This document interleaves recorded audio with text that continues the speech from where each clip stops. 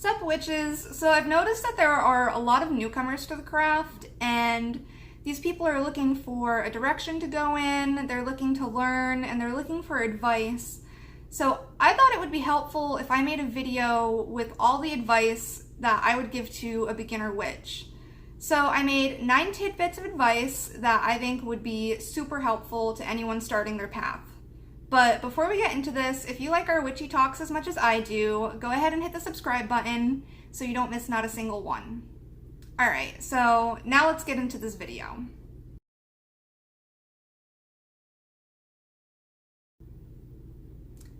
So I think it's important to learn witchcraft for spiritual growth and development rather than the pursuit of power, and here's why.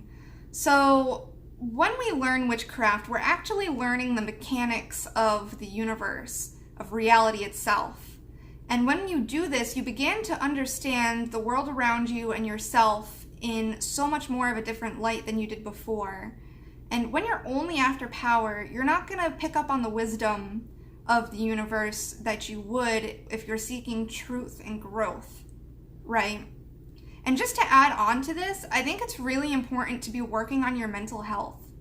When I started my craft, I was very depressed, I did not have a healthy mindset, and some of the philosophies I had on life and on magic did not serve me in healthy ways at all, did not behoove my life whatsoever.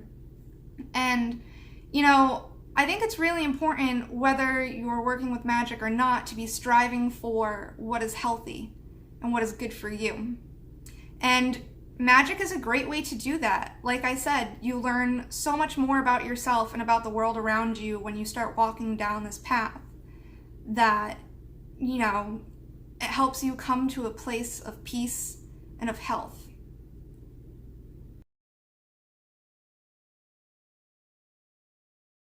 I think it's important to be a critical thinker when you're working with magic. Magic has real life repercussions, and I'm not talking about the law of three, and I'm not talking about karma. I'm talking about cause and effect. We're not infallible creatures, and we don't always know what the ramifications of our actions are going to be. So each spell needs to be thought out very carefully. You need to think of all scenarios, worst case scenarios, best case scenarios. You need to think of any outcome that this spell might have, the repercussions for you, the repercussions for your family, your friends, your life. Don't cast magic out of passion, cast magic with passion. And every single time you go to cast a spell, do divination beforehand, because the divine, deity, the universe, whatever you want to call it, that main source, has more wisdom than we do, and we don't understand what it understands.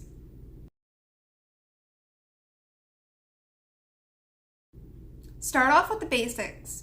You need a strong foundation in meditation, visualization, and energy manipulation. That is what magic actually is. You could have all the information and all the knowledge on candle colors, herbs, symbols, and, you know, all the book stuff and still not be able to cast a spell. Magic is intent. Intent is energy. Everything is energy. Everything is intent.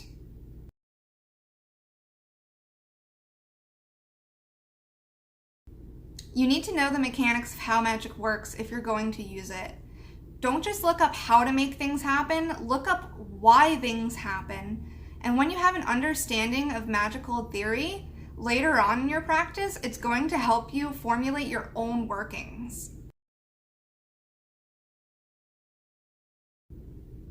You will never stop learning. You will never stop being the student. There is so much magical information in the world that you could never learn it all in a single lifetime. You need to research, read books, go to the internet, go to workshops, absorb and contemplate any information that you can get your hands on.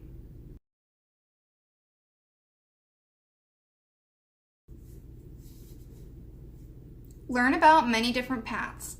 Don't avoid a subject because you don't agree with it. The more you know, the less ignorant you are. You need to be educated in a subject to be able to form an opinion on it. So, to quote Odin in the Havamal,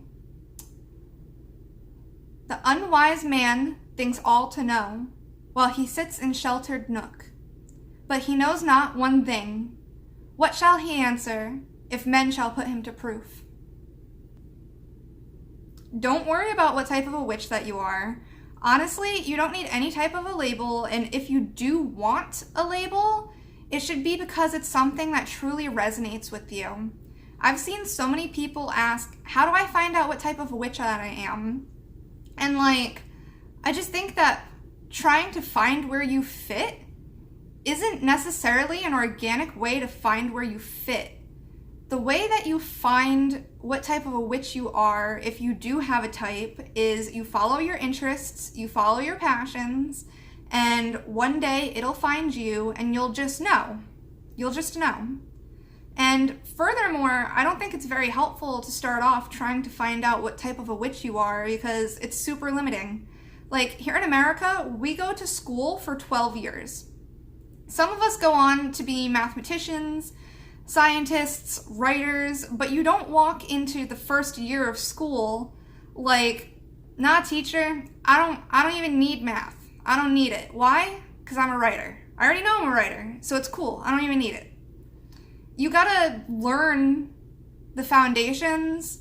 You need to be a well-rounded witch before you can make an educated decision on where you want to sit. I mean, we all have our specialties, but I didn't develop my specialty within the first year that I was a witch.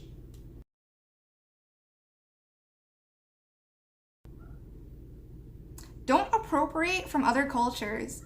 This problem with stealing cultural magic is the fact that it gets misrepresented and watered down until it doesn't represent the culture or the practice that it came from. Just for example, smudging. People think smudging is walking around their house with some lit sage, when in reality, it's a whole Native American ritual specific to their culture, and people misrepresent it all the time. Runes. People think runes are just divinatory symbols that can be summed up with 1 or 2 word descriptions, when in fact, they are literally the building blocks of reality. They tell a story, they tell different aspects of life. We need to be preserving cultural magic. I've seen so many entitled people act with zero empathy for the cultures that are watching their magic being tainted.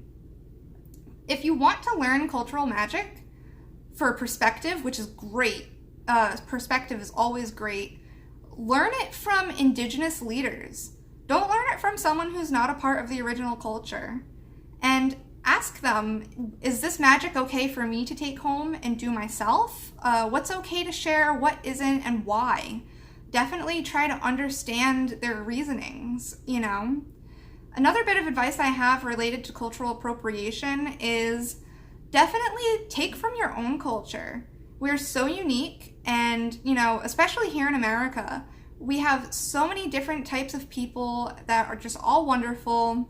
And if you look back at your heritage enough, you're going to find something really amazing as far as cultural magic.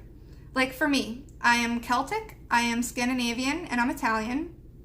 So I've worked with the runes, I've worked with Galder, I tried my hand at Satyr, I've worked with the Norse pantheon, I've worked with the Celtic pantheon, I worked with the Roman pantheon. It didn't really suit me as well as the others, so I haven't worked with it much. But do take a look at your own heritage. Don't use magic to avoid confrontation. I've seen people ask for spells for situations that could be easily handled with a small dose of assertiveness. The thing is, in life, you have to speak up.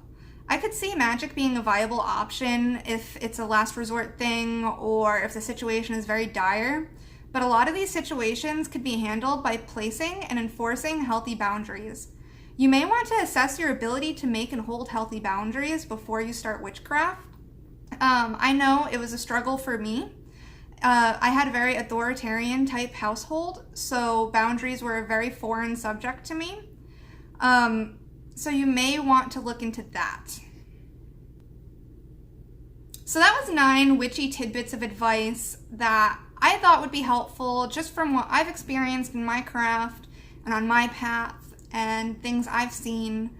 So I hope that helped some of you. If you haven't checked out my Witchcraft study guide, I would go ahead and do that, because I assume if you're watching this, you're probably a newcomer, or you might know a newcomer, and this would be great information for them.